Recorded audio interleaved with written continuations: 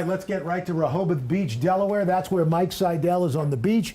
And Mike, I know it's a little nasty there right now, but we're looking at more, especially come around high tide.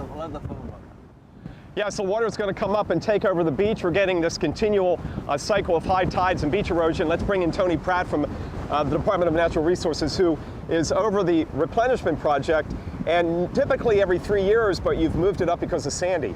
Because of Sandy and the losses we had here, it was Congress's intent to let us rebuild our beaches so we have full level of protection for future storms. So we're in a little earlier than we would be. So normally. You did Fenwick, you've done Bethany, now you're up at, down at Dewey, then you'll come back up here. We've done Fenwick, South Bethany, Bethany. We're working in Dewey Beach right now, and Rehoboth's the next on the list here. And what's the work schedule like?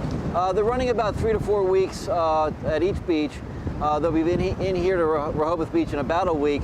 And they work 24 hours a day, 7 days a week. Wow. Obviously, weather shuts them down. They're shut down right now because of the lumpy seas we have out here.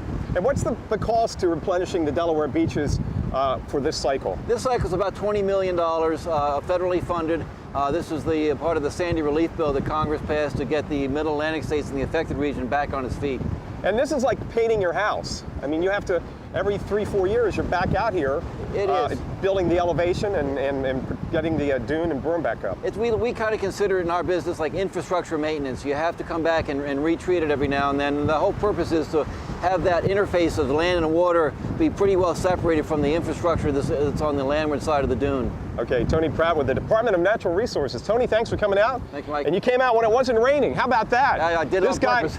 Did you control that? I did. I put a little whammy up there. Wow! Yeah. Wow, what about that, Al? This guy controls the weather too. That's awesome. I'm going to take him with me now to all of my live shots that I get sent to.